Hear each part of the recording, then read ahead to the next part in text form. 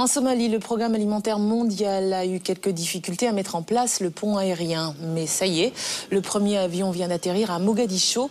L'aide humanitaire doit maintenant être acheminée dans les régions touchées par la famine, ce qui ne se fera pas sans difficulté.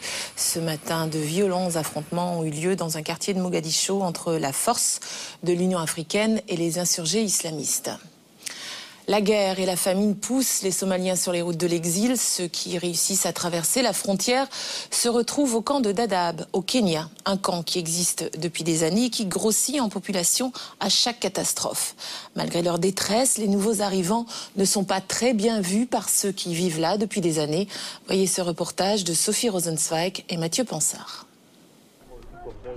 Campement de Boulaker. C'est aussi parce qu'ils avaient faim que ces Kenyans sont venus ici. C'était il y a 5 ans. Plus pauvres que pauvres, ces 280 familles ont quitté leur région pour s'installer au pied du camp de Dadaab afin de bénéficier de l'aide internationale.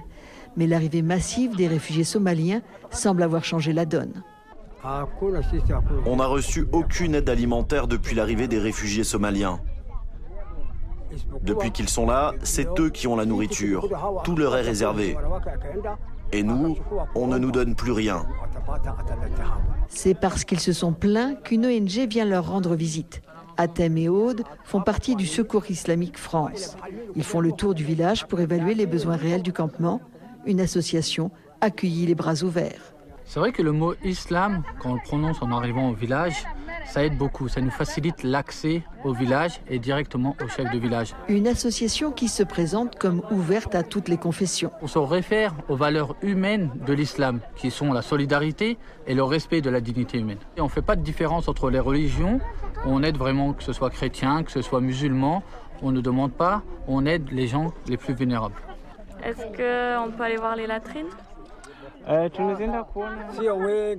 Dans ce village, on a seulement 7 latrines. C'est une organisation internationale qui nous les a fournies. Une aide sanitaire supplémentaire pourrait être fournie dans les mois qui viennent par le Secours islamique France. Peut-être une victoire pour Abdi Hassan qui cherche du soutien. Mais le chef du village a une autre priorité. Nous voulons que Dieu aide les Somaliens à rentrer chez eux. Depuis qu'ils sont là, les arbres ne donnent plus de fruits. C'est de leur faute. Il faut qu'ils partent pour que les arbres puissent à nouveau donner des fruits et qu'on nourrisse nos bêtes. Apparemment, peu de chance pour une cohabitation pacifique. L'agence onusienne pour les réfugiés ne le sait que trop bien.